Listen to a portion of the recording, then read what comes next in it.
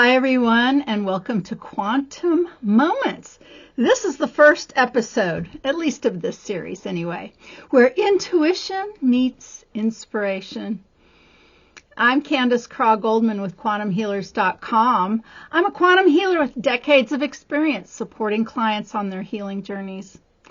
So using my Quantum Connect approach as a tool, raw intuition, and dream analysis, I help clients uncover insights, find healing, and discover their path through meaningful, not passive conversations that invite their own wisdom to emerge in something that I call, intuitive consults.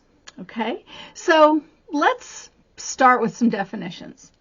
Intuition is often described as a deep inner knowing, a sense of understanding that arises without logical reasoning. It's a connection to something beyond the thinking mind, the conscious mind, that analyzing part of yourself. So whether that's your higher self, the quantum field, or unseen guidance, in my consultations, intuition plays a key role. But it's not just my intuition at work. It's also yours. And when we combine our intuitive insights, so if we get information from both, the results can be profound.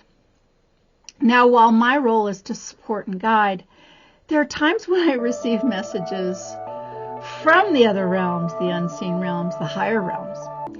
Spirit guides, mine or yours, ascended masters or teachers, offering insight on behalf of my clients. Sometimes some deceased family members might come through too. These moments are never guaranteed, but when they do occur, they can be profoundly moving. Now, you might be wondering why I offered this service in the first place. Well, the truth is, over the years, I've seen how powerful these conversations can be.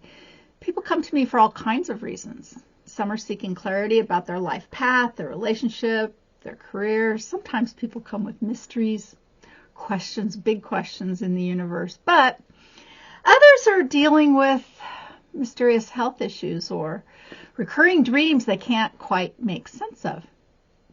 Some are processing grief, while others might just feel stuck, looking for a fresh perspective. And a big one is they're trying to make a decision of some kind, and they're kind of on the fence. So some clients book a consultation to explore whether they would benefit from a longer quantum healing session, BQH or sometimes QHHT. But sometimes a consultation, maybe another one, proves to be all that they need. They're shorter. Takes less time out of both of our days. Others reach out because they're considering becoming a quantum healer themselves. I love talking to prospective healers or healers that are adding skills to their toolbox.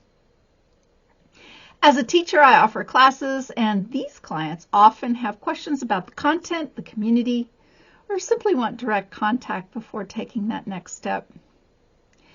Now, there are a few people out there who connect with me because of my close relationship with Dolores Cannon and her work. I assisted her for a number of years, and I still consider her my main guide. Now, on occasion, Dolores' spirit has appeared in sessions or even directed clients to come have a session with me. So sometimes she pops in to provide brief insights, which is a truly magical experience.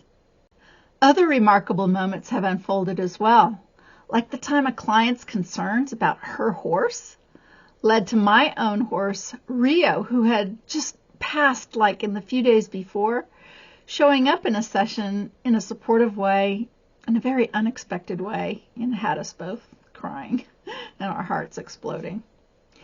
In another session, I felt compelled to ask a client about her favorite tree. This question came out of nowhere. We're just talking about stuff, and suddenly I'm looking at her because my intuition is so big. I'm like, excuse me, I need to ask you, do you have a favorite tree? And she said, why, yes, I do. I was just meditating at a tree before our session. So this is when my intuition just like breaks in. And then moments later, my favorite tree on my farm, her favorite tree, which was, just outside the window behind her, seemed to connect, offering wisdom for her life in a really wonderful way.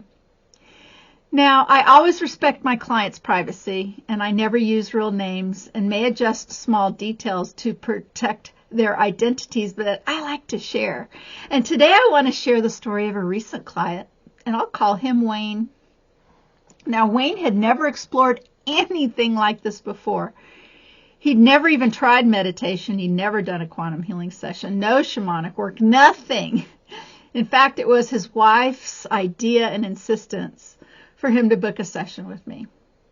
He was a little curious, but he was really skeptical. But he was open enough to talk to me. He was looking for insight on his health, a potential business change, and his overall life direction. Now, I love working with people like Wayne, those who are brand new to these ideas and just beginning their journey of self-discovery. But I also love speaking with established healers and practitioners and people who've been exploring for a long time. No matter your level of experience, each conversation, each intuitive consult is unique and reflects what is most needed and necessary for you at that moment. So back to Wayne. Through our conversation, I learned about his family, his businesses, his history, his health concerns. I asked about his passions and what he loved and what he struggled with in life and in work. When we uncovered a connection between his business and classic cars, something really fun shifted. I was able to share a personal story about me and my dad's 1960 Chrysler Imperial convertible, and he lit up. He knew this car. He knew all of its unique details. We took a couple minutes and talked about this really fun vehicle, and that was a real turning point. So it confirmed to him and to me that the personal side of his business, the deep connections people have with their cars and their stories, was worth emphasizing. That moment of recognition also strengthened our connection, our intuitive flow, and allowed our intuition to flow even more freely, combine, and increase. We explored his health through conversation, questions, and energy reading, which I was easily able to do over Zoom. This was a particularly productive part of our session. Early on, I'd asked him about his dreams, just in general, and I find that how a person responds to this question about dreams reveals a lot. Now, back in the early part of this hour-long consult, Wayne when he was talking about his dreams, he didn't recall many, and he kind of stumbled for a moment, and then he said, well, there is this dream that he has over and over again. It wasn't anything he was thinking about at the time. I could even see his face. He's like, why are we talking about that? But I wanted to know. So he described this reoccurring dream. So he described it, and I used my experience to help interpret what I thought his subconscious or his higher self might be communicating. The main theme of his recurring dream was the lowest part of the house, the foundation, or even below that.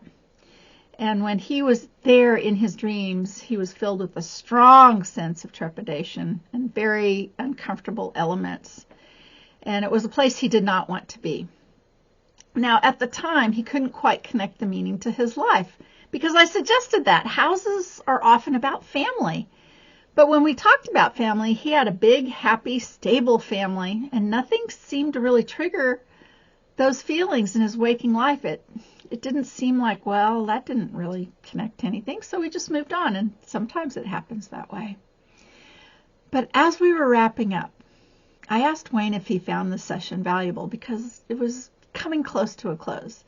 And he lit up again. He said, this was 1,000,000 more times valuable than I thought it would be, which is, of course, just a fantastic thing to hear. But we had a few minutes left, just a few, like 4, I think. And I said, well, how do you want to end this? He says, well, I have another question. I said, okay.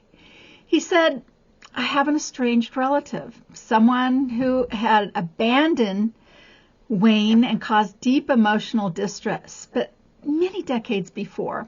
And although this person was no longer in his life, certain extended family members were pressuring him to take financial responsibility for her. This was causing some confusion in his life, but it wasn't uppermost in his mind. The other things seemed to come first. But I asked for clarification about this person. I said, was she nearby? And he said, not far from my town. And then, kind of out of the blue, he said this. I mean, kind of think about this. Think about how random of a statement he says. He says, she lives in the basement of a house. Now, in that moment, you may already realize what I'm getting ready to say. Of course, his recurring dream.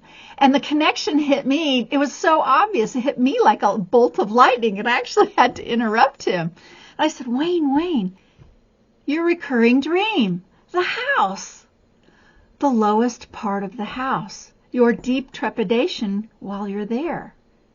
So I asked him, had he ever seen this house where this relative lived? And he said, yes. And then the realization dawned, because the house in his recurring dream was that house too. This is Ender. I guess he's happy I'm here. So at that moment, his jaw dropped and his eyes and mine filled with tears, and he was speechless.